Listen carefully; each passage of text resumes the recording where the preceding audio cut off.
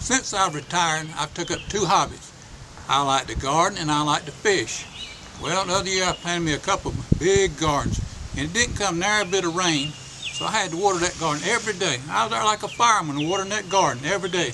Didn't get a chance to go fishing. Well, finally one night it come this big thundercloud, and it rained and it rained. I said in the morning would be a good time to catch me a catfish. So I backed up to my outbuilding there. I loaded up my poles and my tackle box, and I headed off to the river, but didn't have no bait. So I stopped by a convenience store and bought the last little blue cup of worms they had. And if you ever bought one of a cup of worms, you know there ain't many worms in that cup.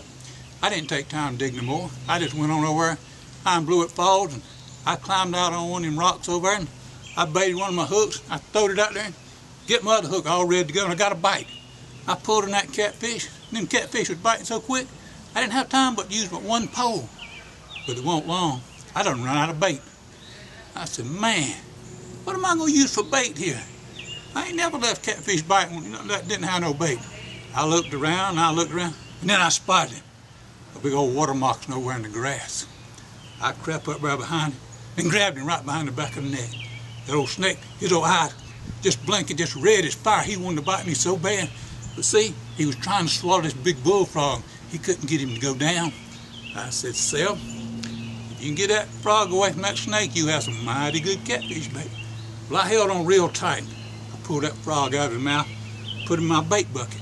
But then, I was at a dilemma. What was I going to do?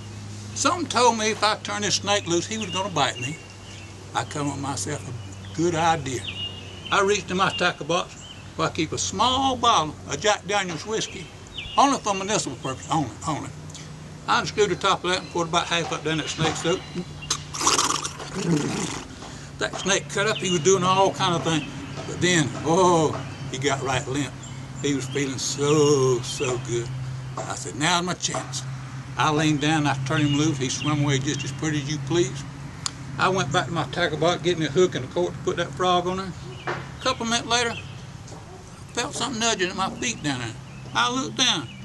That was that same water moccasin. He had two frogs in his mouth that time. Thank you very much, but I can keep going if you want to.